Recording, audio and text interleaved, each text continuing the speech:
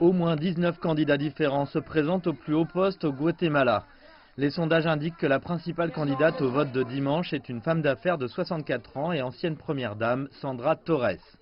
À l'instar de nombreux autres candidats, sa campagne a fait l'objet d'allégations de méfaits.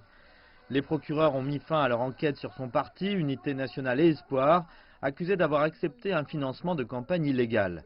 Les accusations contre le parti politique de Mme Torres ont été abandonnées car les candidats à des fonctions publiques au Guatemala sont protégés des poursuites. Sandra Torres reste confiante dans sa victoire aux élections de dimanche. Dès le premier jour de mon gouvernement, je mettrai de l'ordre dans le pays. Je vais éliminer le luxe. Je lutterai contre la corruption, quel qu'en soit le coût et peu importe qui est impliqué.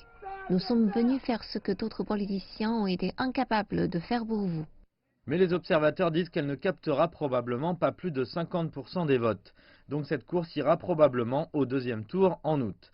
La corruption est le problème central. 3 des 4 derniers présidents du Guatemala ont été condamnés à des peines de prison pour actes de corruption, dont l'ancien mari de Sandra Torres, Alvaro Colom.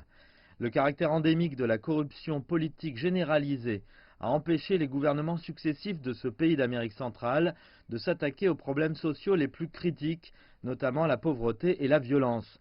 Un récent sondage Gallup a révélé que 30% des adultes ici pensent que le résultat de l'élection de dimanche sera frauduleux.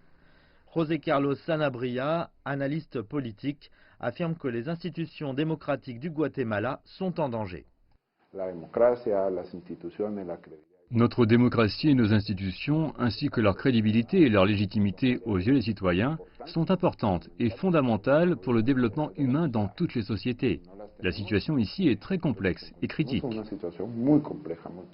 Les analystes et les sondeurs sont tous d'accord, les électeurs et la population en général ressentent un cynisme généralisé qui plane sur les élections juste un jour avant l'ouverture du scrutin.